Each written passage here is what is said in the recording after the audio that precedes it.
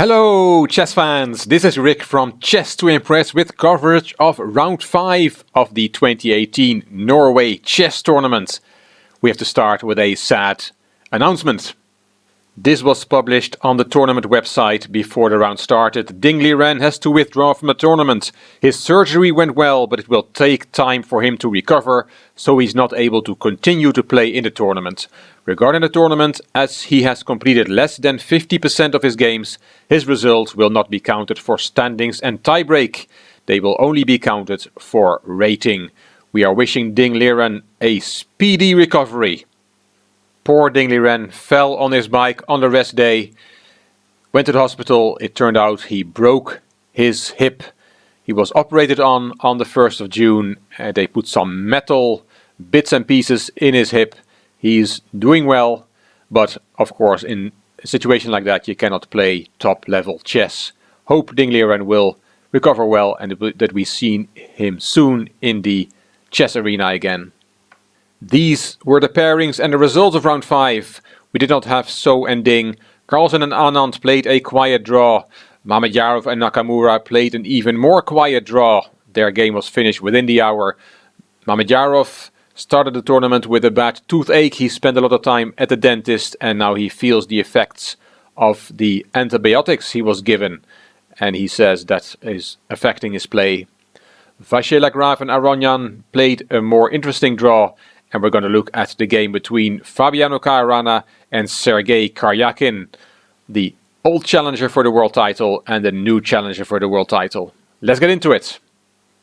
This is a picture from the live broadcast. Caruana on the left and Karjakin on the right, playing their game.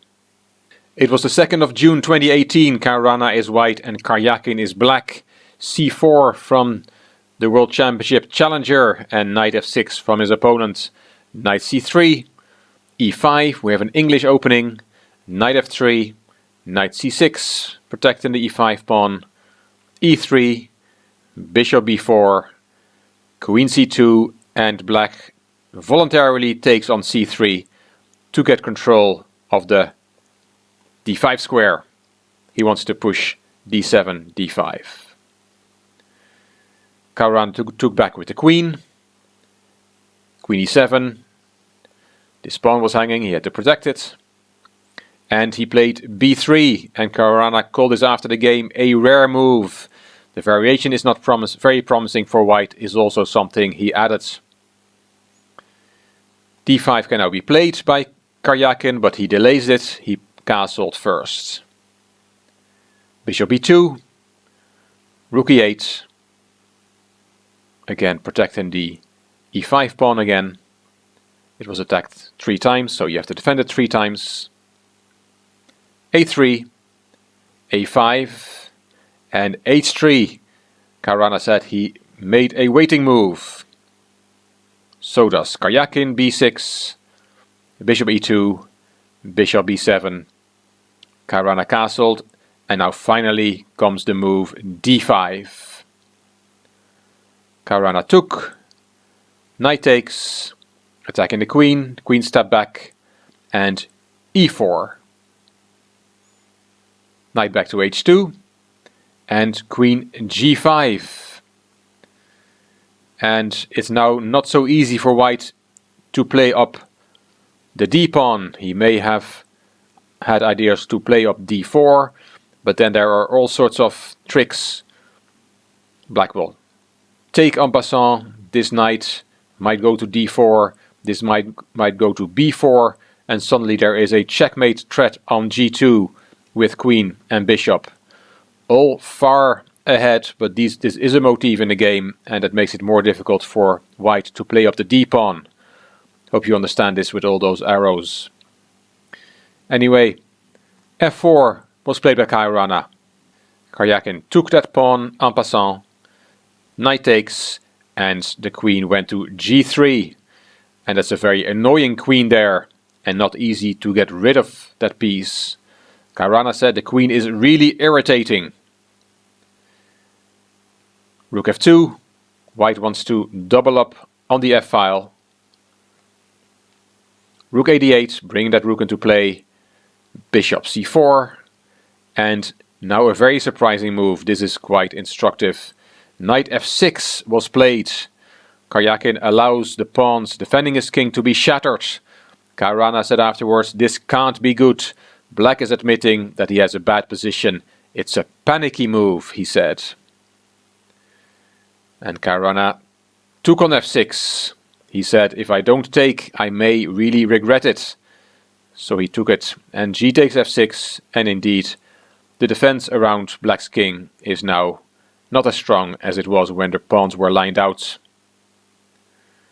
Rook af1, and it was Maxime Vachier-Lagrave after his game who was asked about this position, and he said Black would be lost if it was not for the queen on g3. That's such a strong piece there that holds things together for Black. Also interesting to note here that all White's pieces are looking at Black's king. All these 5 pieces are threatening in some way the Black king.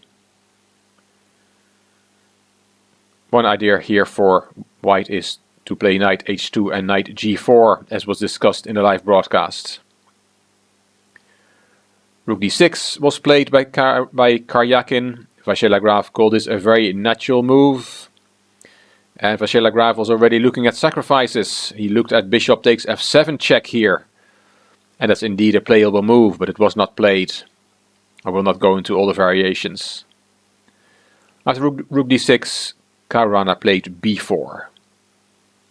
That pawn was taken. Caruana took back, and the grandmasters were looking at taking that pawn. Why not? Well, there is a strong, very strong move for White. Bishop takes f7 check, the Vachier-Lagrave move. And if you take, there is queen takes c7 check. And White is much better. So after a takes b4, Karjakin decided not to take that pawn, a poisoned pawn. He played rook e7, protecting the vulnerable pawns on c7 and f7. Useful move. b5, kicking the knight. The knight went to e5. Knight d4 from Caruana. And bishop c8 with a obvious threat of taking on h3. Because this pawn is pinned. King h1 also makes sense, taking the pawn out of the pin. And king g7. Protecting the weak pawn on f6 one more time. Bishop e2, and it took a while for the grandmasters in the live broadcast to figure out what Caruana's idea was.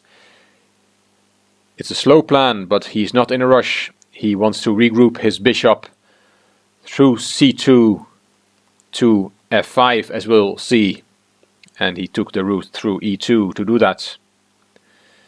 This is move 27. Karjakin had only 12 minutes left till move 40. He had to make 13 more moves in 12 minutes with no increment, and his position was bad. He played king h8 here. He started to make moves with his king. One very nice variation was shown. If Black makes a nothing move like h6 instead, then White suddenly has queen f5 as a very strong move. Putting the queen on prise there, because after bishop takes f5, knight takes f5 check. This is a fork of all forks, the mother of all forks, attacking king, queen, and the 2 rooks. King g8, and you win the queen back, and White is a piece up. Funny variation. So king h8 was played by Karjakin. Queen c3 makes sense, putting the queen on the long diagonal. Now that the black king is on the same diagonal. King g7 and bishop d1, continuing with the plan. And it was Vishwanathan Anand who gave a nice variation here. He also was asked about this position when his game was finished against Carlsen. He said rook f5 is also an option. And if you then play bishop b7 with a checkmate threat on g2, then there is the nice move rook 5 to f3. And the next move, the queen is attacked, and White's next move will be knight f5. and that's winning. It will give check, it will attack both rooks, and white will win material this way. Very nice.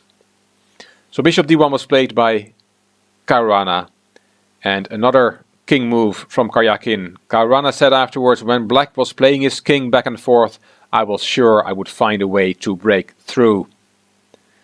He played bishop c2, queen h4, rook f4 hitting the queen, queen step back, and now bishop f5.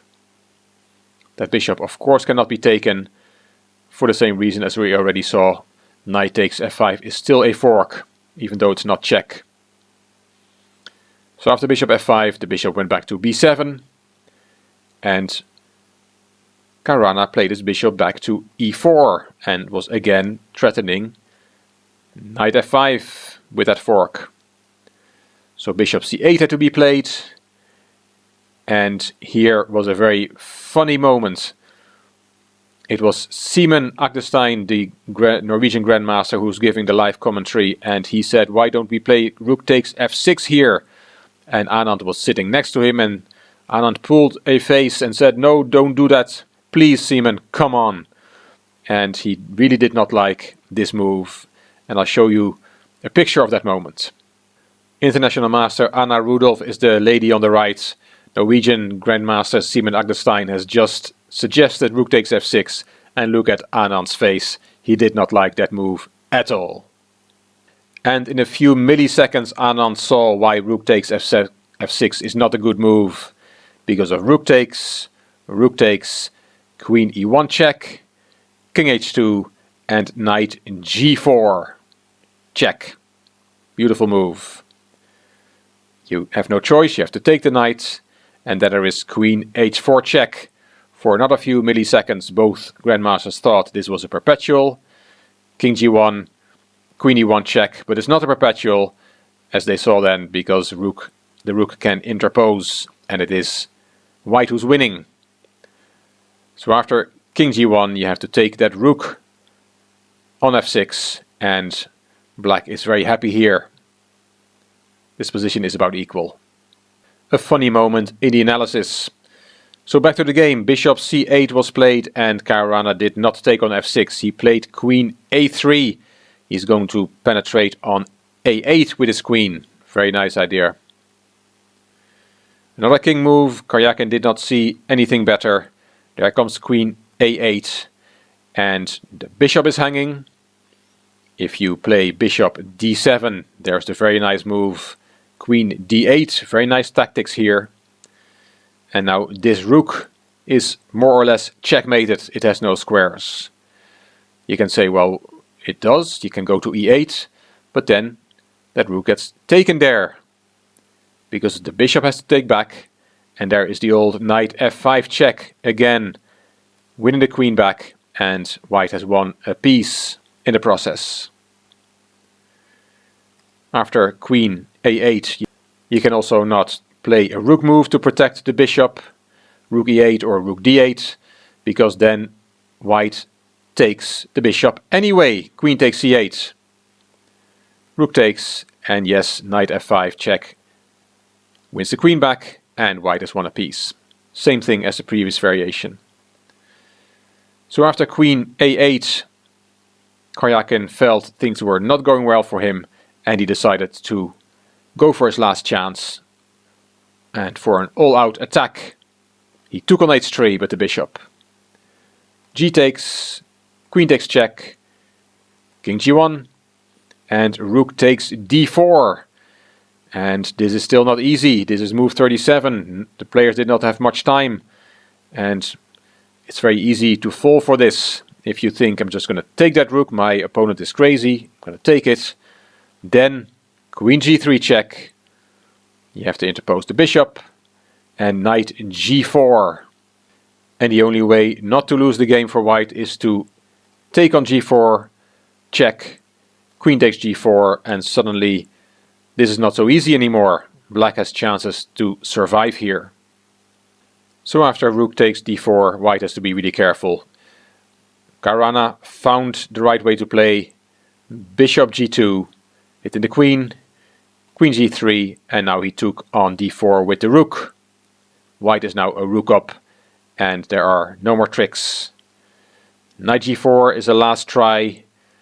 There's a checkmate threat on h2. We do not want to be checkmated with white.